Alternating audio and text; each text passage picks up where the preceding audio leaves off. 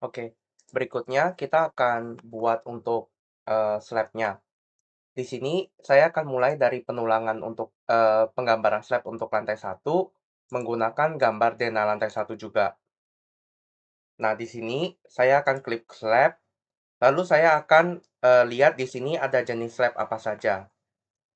Di sini ada dua cara pemodelan. Yang pertama, kita bisa menggunakan identify slab, lalu pick label, lalu kita ambil label untuk platnya seperti ini, beserta dengan lingkarannya. Klik kanan, lalu kita klik auto identify. Di sini kita bisa langsung klik OK, dan di sini kita bisa lihat ada beberapa jenis plat yang bisa kita gambarkan. Nah, namun kita bisa lihat ada beberapa tipe-tipe yang terbaca sebagai tipe yang berbeda. Walaupun di gambar ini semuanya memiliki slabnya hanya tipenya satu, yaitu S1. Hal ini dikarenakan layer cat yang digambarkan itu sama antara yang tulisan S1 dengan tulisan tipe ataupun tebal ataupun elevasi yang ada di sini. Sehingga beberapa teks itu terbaca sebagai tipe pelat yang sama. Sehingga saya akan lakukan cancel untuk kemudian saya lakukan penggambaran secara manual saja. Dengan cara manual, saya tidak perlu melakukan identify slab, tidak perlu pick, namun saya langsung buat saja tipe platnya. Misalnya ini platnya plat S1. Kita bisa rename di sini, dan tebalnya kita bisa ubah sesuai dengan yang ada di gambar. Di sini 130 untuk plat S1. Kita coba lihat untuk SFL-nya, di sini rata-rata di minus 0,05, kecuali di sini. Sehingga kita tidak perlu melakukan penurunan elevasi pelat, karena bottom elevation kita sudah di minus 0,05, dan atribut S1 kita, penggambarannya itu akan elevasinya mengikuti floor bottom. Nah, sekarang kita gambarkan dengan poin, lalu kita tinggal klik di dalam platnya seperti ini. Kita bisa menggunakan menu draw, supaya kita tidak salah klik di garisnya. Urutan penggambarannya itu tidak berpengaruh. Untuk yang bagian ini, karena ini ada pit lift, jadi ada drop di bagian bawah, mungkin kita lihat lebih jelas di sini, maka kita akan gambarkan semuanya terlebih dahulu. Kemudian kita klik select, dan karena pit lift-nya hanya di bagian garis hijau ini, maka dua plat ini akan saya split.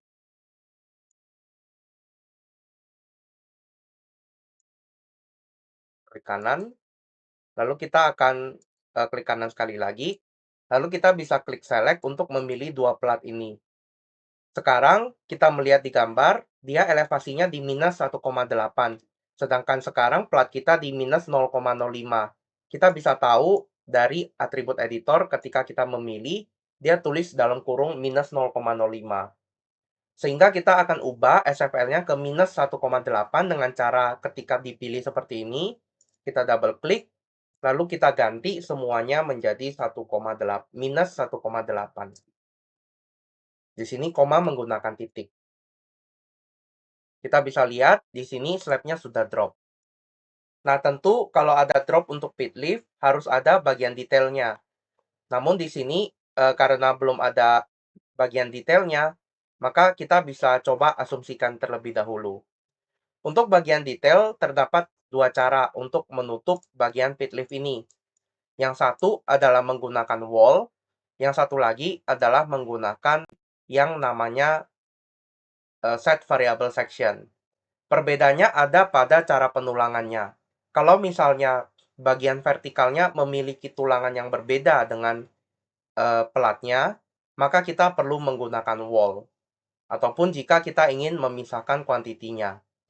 Namun, kalau misalnya tulangannya sama dengan tulangan pelatnya, maka kita bisa gunakan set variable section.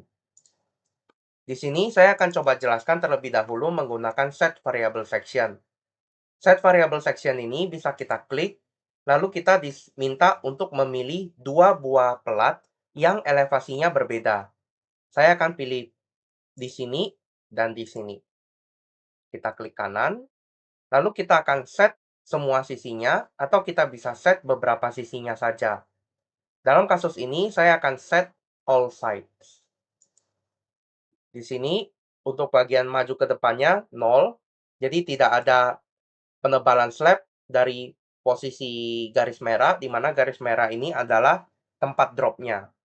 Nah, sedangkan di bagian bawah, itu ada penebalan keluar sebesar dari tebal dinding dari pit liftnya.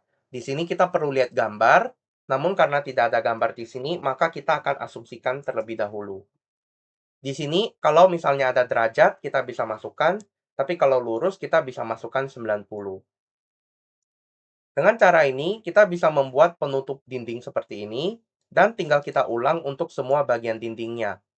Kita klik Set Variable Section lagi, kita pilih pit lift ini dan plat sebelahnya.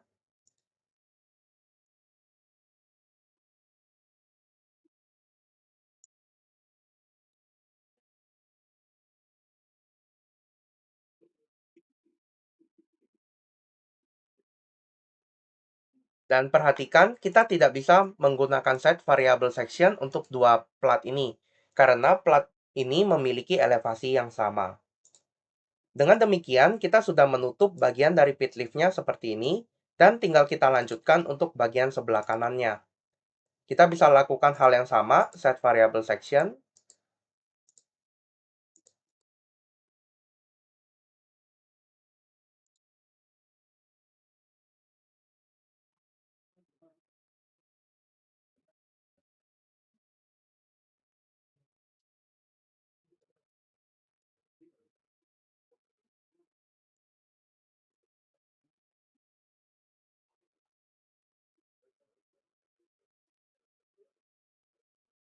Dengan cara seperti ini, kita bisa lihat bahwa lift-nya sudah tertutup dengan pelat-pelat ataupun dinding di sebelahnya. Ini menggunakan set variable section, kuantitinya akan masuk ke dalam slab. Sehingga untuk metode ini khusus hanya untuk penulangan yang tulangan dindingnya itu sama dengan pit lift-nya. Kalau misalkan tulangannya berbeda, maka kita harus menggunakan wall untuk melakukan pemodelan dengan cara menggambar wall-nya, lalu menggeser sisi bawah dan sisi atas dari dindingnya. Nah, sekarang kita akan masuk ke penulangan untuk pelat ini. Kita mulai dari yang sederhana dulu, yaitu S1. Di sini S1 memiliki tulangan D10-200 yang tersebar secara merata. Maka kita bisa masukkan tulangannya menggunakan menggunakan elemen slab main bar. Di sini kita pertama-tama tidak akan menggunakan parametric arrangement karena penulangan parametric arrangement menghasilkan tulangan yang terputus di masing-masing plat. Sehingga kalau kita hitung tulangannya tidak akan ada overlap, padahal overlap itu terjadi di keadaan sebenarnya. Sehingga supaya tulangannya menerus, kita akan menggunakan metode arrange main bar. Pertama, saya akan klik New Slab Main Bar untuk membuat tipe tulangan yang ada di sini. Di sini ada D10-200 untuk top dan bottom bar. Saya bisa buat penamaannya sebagai basic D10-200 top. Kita ganti rebar info dan kategorinya. Kemudian saya bisa copy dan saya buat satu lagi namun untuk yang bottom bar-nya. Hanya berbeda di bagian kategorinya saja. Setelah selesai menggunakan ini, berikutnya kita akan klik pada arrangement bar, lalu akan menggunakan salah satu dari banyaknya tombol ini untuk menyusun tulangannya. Kita bisa mulai dari continuous. Di sini perhatikan menu saya ada di menu draw, lalu kita bisa klik pada continuous, lalu XY. Kenapa saya menggunakan cara ini? Karena pelat ini semuanya saling berhubungan. Sehingga tulangannya harusnya saling berhubung satu sama lain. Di sini saya bisa memilih platnya seperti ini, ataupun saya bisa menahan tombol kontrol, lalu melakukan drag select. Bisa dilihat garis biru yang ada di sini adalah mengartikan bahwa pelat ini bisa disusun menjadi satu kesatuan. Di sini saya menggunakan XY karena saya ingin memasukkan tulangan XY untuk semua bagian ini. Sehingga saya langsung masukkan XY, lalu saya klik kanan. Untuk bottom bar arah X dan arah Y itu sama-sama menggunakan D10200. Dan untuk top bar arah X dan Y juga menggunakan D10200. Di sini aksis grid kita hanya ada satu tipe, yaitu aksis grid 1, sehingga kita tidak bisa memilih ini. Aksis grid ini menentukan orientasi dari tulangannya. Apakah tulangannya itu X dan Y, atau mengalami rotasi, misalkan untuk gedung yang dena lantainya itu memiliki derajat kemiringan tertentu. Di sini kita klik OK. Lalu kita akan melihat garis warna ungu dan kuning seperti ini sudah disusun di dalam pelatnya. Demikian untuk cara pembuatan pelat dan juga penulangan pelat yang sederhana. Selanjutnya, kita bisa tambahkan juga untuk bagian dari barcer ataupun cakar ayam yang ada di dalam pelatnya. Di sini kita bisa gunakan batch, lalu memilih tipe slab S1, lalu kita isi tulangannya di atribut editor nomor 10 barcer. Kenapa saya memilih terlebih dahulu? Karena barcer ini ditulis dengan warna hitam, jadi artinya ini adalah private attribute. Sehingga kita harus pilih dulu baru kita ganti. Di sini kita double klik dan klik titik 3.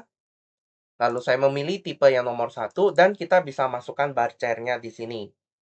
Karena saya tidak tahu spesifikasi dari barcernya, akan saya asumsikan saja misalnya diameter 10, jarak 1000 kali 1000. Kemudian kita harus memasukkan L1, 2, dan 3 sesuai dengan kondisi lapangan yang akan kita kerjakan nantinya. Di sini bisa dilihat, tinggi dari cakar ayam tidak otomatis mengikuti tebal dari pelat dikurangi cover. Sehingga ketika kita mengisi barcer, kita harus menggunakan batch per pelat yang memiliki tipe yang sama ataupun tebal yang sama. Di sini ketinggian kakinya kita akan masukkan 130, kita asumsi dikurang 20, maka kita dapatkan 110. Namun angka ini bisa disesuaikan dengan kebutuhan di lapangan. Dengan demikian, penulangan cakar ayamnya juga sudah selesai, karena ketika sekarang saya klik semua plat saya, sudah ada isi barcernya. Demikian untuk penulangan untuk cakar ayamnya.